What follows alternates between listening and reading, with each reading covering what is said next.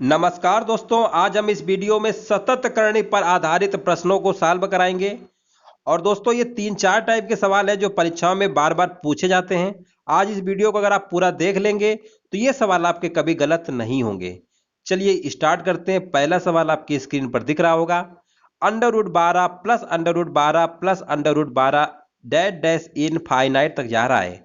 दोस्तों, थोड़ा जुकाम है, आवाज बदली है, इसलिए आपको थोड़ा सा धैर्य रखना है। कुछ दिनों बाद हमारी आवाज सही हो जाएगी। यहां पर देखिए 12 लिखा हुआ है, फिर से 12 फिर से 12।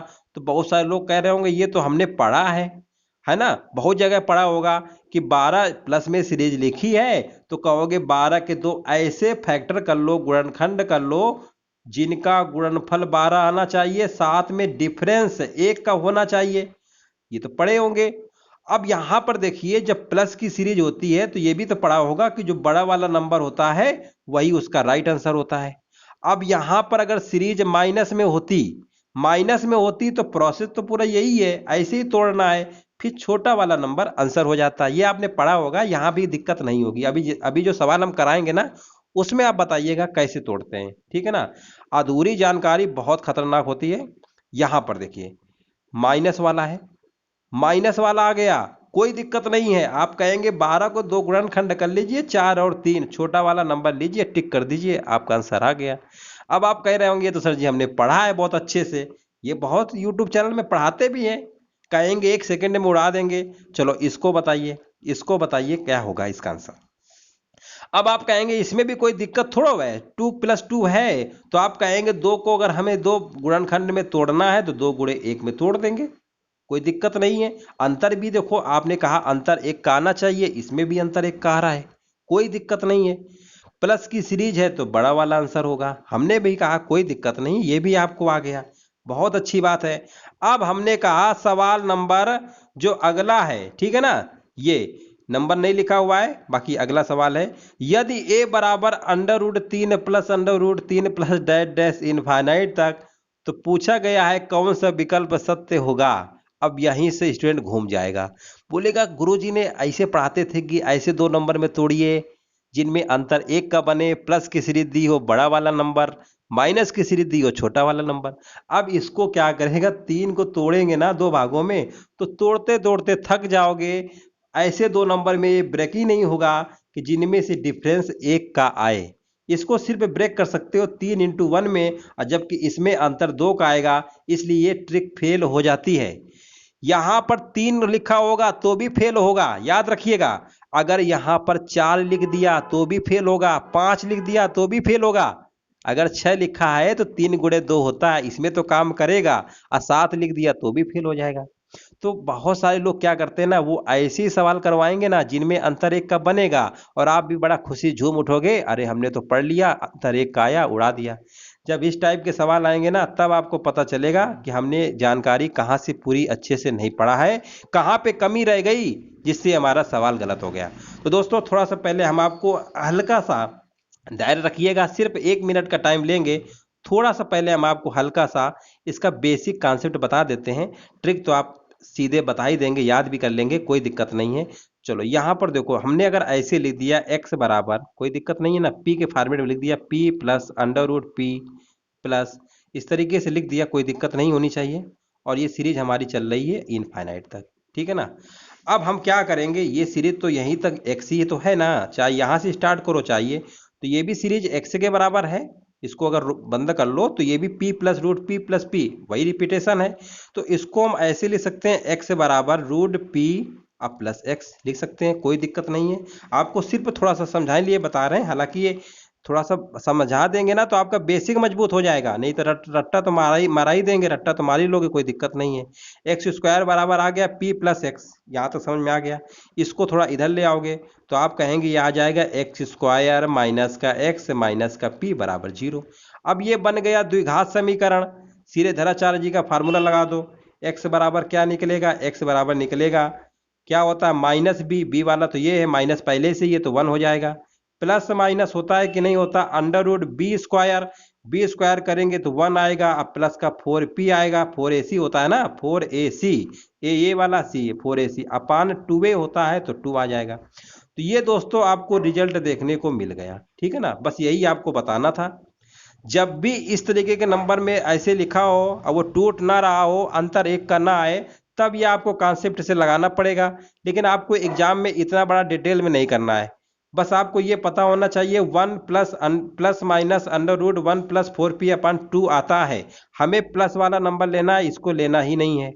जब प्लस की सीरीज होगी, याद रखिएगा, जब प्लस की सीरीज होगी, जब प्लस की सीरीज होगी तो आपको लिखना है 1 प्लस, ये डायरेक्ट आपको याद करना है। अब 1+4p ये आपको याद करना है जब प्लस की सीरीज होगी, जब प्लस की सीरीज होगी। अब आप कहेंगे जब माइनस की है तब, तो माइनस वाले में पहले सबसे पहले जो 1 लिखा है ना, इसके पहले माइनस लगा दीजिएगा। बाकी आपका पूरा सेम रहेगा, यानी 1+4p/2 रहेगा। ये जो हमने लिखा है ये माइनस के लिए है। ये कौन सी सीरीज के लिए है? माइनस के लिए, ठीक है ना। अब हम आपको डायरेक्ट लिख देते हैं, बाकी इतना समझ गए होंगे। प्लस वाले सीरीज के लिए क्या लिखा जाता है? प्लस वाले सीरीज के लिए क्या होता है? 1 प्लस अंडर रूट 1 प्लस, ये आपको डायरेक्ट याद रखना है। वो तो हमने आपको बता दिया कि कैसे आता है, हालांकि बहुत लोग बताते भी नहीं हैं। ये हमारा कौन सीरीज के लिए होता है? पॉजिटिव सीरीज के लिए होता है। अगर निगेटिव सीरीज के लिए है ना, आप इसको अच्छे से लिख लीजिएगा, कॉपी में स्क्रीनशॉट ले लीजिएगा। क्योंकि देखिए दोस्तों, याद रखिएगा, कोई भी चीज़ पढ़िए ना तो बहुत ही अच्छे से पढ़िए, पूरा पढ़िए, अधूरा ना पढ़िए। क्योंकि बहुत सारे यूट्यूब चैनल क्या करते हैं ना, आसान आसान चीज़ें बताएंगे और वही आप देख के खुश हो जाते हैं, तारीफ करने लगते हैं। ये निगेटिव सीरीज के लिए है ये वाला, ठीक है ना, ये पॉजिटिव। अब देखिए इसमें आपका चाहे जैसा सवाल हो, चाहे टूट रहा हो तो भी लगेगा, नहीं टूट रहा है तो भी लगेगा। अब 3 वाले को लगाना है तो आप कहेंगे प्लस वाला ले लीजिए, तो प्लस वाला इसी को लेना है, बाकी सब मिटा देते हैं, कोई दिक्कत नहीं है। हमें सिर्फ प्लस वाले से मतलब है ना, प्लस वाले से मतलब है। देखो प्लस वाले से मतलब है, इसी में रख के देख लेते हैं। 1 रखेंगे, थोड़ा धैर्य रखिएगा, कोई चीज़ समझाते हैं ना उसमें समय लगता है, जल्दबाजी मत करिएगा।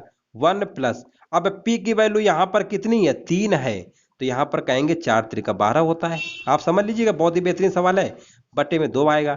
अब आप कहेंगे ये आएगा 1 प्लस अंडर रूट 13 अब बट्टे 2। अब ये बताओ अंडर रूट 13 की वैल्यू कितनी होगी? थोड़ा दिमाग लगाइए। 16 की वैल्यू होती है, अंडर रूट 16 की वैल्यू 4 होती है कि नहीं होती है? अंडर रूट 9 की वैल्यू 3 होती है कि नहीं होती है? यानी इसकी वैल्यू 3 और 4 के बीच में होगी कि नहीं होगी? होगी कि नहीं होगी बताइए? यानी 3 से ज्यादा होगी कि नहीं होगी? बिल्कुल होगी। 3 से ज्यादा होगी, एक और जोड़ दोगे, अब आप कहोगे 4 से ज्यादा, यानी इसकी वैल्यू 4 से ज्यादा है। 3 से ज्यादा तो यहां हो रहा है, एक और जोड़ दोगे तो कहोगे 4 से ज्यादा है। 4 से ज्यादा 2 से भाग दोगे तो फिर कहोगे 2 से ज्यादा आएगी। जो भी आंसर आएगा 2 से ज्यादा आएगा, तो 2 से ज्यादा तो आएगा, लेकिन 3 से कम भी तो आएगा। तो आप कहेंगे, ऑप्शन नंबर देखिए कहाँ पे लिखा हुआ है, तो यहाँ पर कहेंगे जो ए की वैल्यू है ये हमें बता रहा है 2 से तो ज्यादा है लेकिन 3 से कम है। उम्मीद है दोस्तों आप ये चीज समझ गए होंगे। 2 से तो ज्यादा आएगा ना, देखो लिखा नहीं है यहाँ पर 4 प्लस, यानी 2 से अधिक, लेकिन 3 से कम भी तो होगा, ठीक है ना।